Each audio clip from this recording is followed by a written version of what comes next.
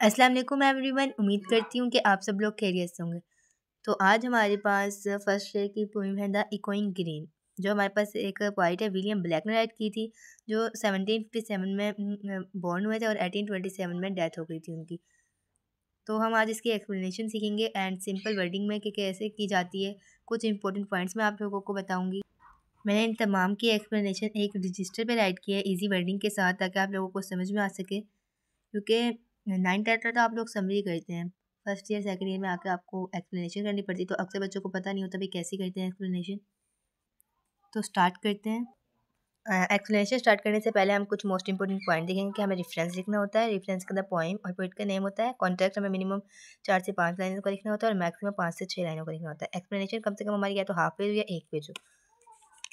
और highlight words मतलब कि अगर कोई इंपॉर्टेंट वर्ड्स हैं तो आप लोगों को हाईलाइट करना 3 से 4 वर्ड्स करने या 4 से 5 मैक्सिमम। कोटेशन आपने एक डालनी है। अगर नहीं आती आपको सही से, उसमें मिस्टेक नहीं होनी चाहिए, क्योंकि ना फिर आप वो मार्कर से लिखेंगे वो ज़्यादा नुमायाँ होती है। अगर उसमें गलती होगी तो फिर वो चेकर जो है वो आपका नंबर काट लेगा। अगर आपको अच्छे तरीके से आती है तो आप कम से कम एक लिखें, वरना ना ही लिखें तो ज़्यादा सही रहेगा।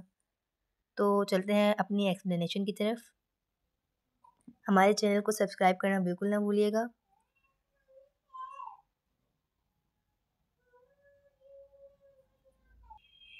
मैं हर उसमें एक ऐसा पैराग्राफ लेकर आती हूँ जो हर स्टैंज़ा के स्टार्ट में हो सके। तो आपने William black style in the echoing green is lyrical, मतलब यहाँ पे हमने थोड़ी सी पॉइंट्स की बताया है कि उसने किस बुनियाद पर ये पोएम लिखी है। तो यहाँ से लेकर ओवरऑल रिफ्लेक्शन तक ये हर जगह ही सेम आना है।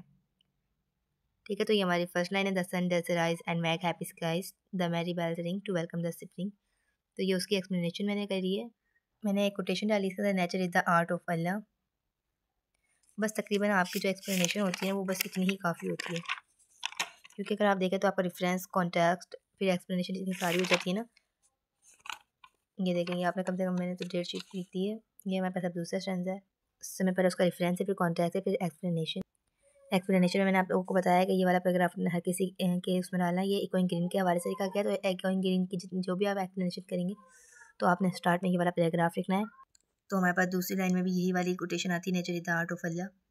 अब आप लोग थोड़ी सी बयान कर देना है स्टैंज़ा के बारे में कि भाई पोएट क्या क्या यहाँ पे कहता है।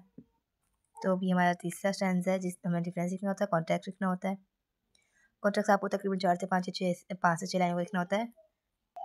उसके बाद आपने हर स्टैंज़ा के स्टार्ट में ये वाला पैराग्राफ डालना होता है। फिर आपने अपनी एक्सप्लेनेशन स्टार्ट करनी है कि भाई पोएट क्या। उसके बाद हमारे पास स्टैंज़ा नंबर 4 है। रेफरेंस लिखना होता है, कॉन्टेक्स्ट लिखना होता है। उसके बाद हमारे पास एक्सप्लेनेशन होती है। उसको शुरू में आपने एक पैराग्राफ लिखना होता है, ये वाला। आपने हर स्टैंज़ा के स्टार्ट में ये वाला पैराग्राफ लिखना है। उसके बाद आपने ये वाला ये थोड़ा सा बयान कर देना है वो क्या कह रहा है इसके अंदर।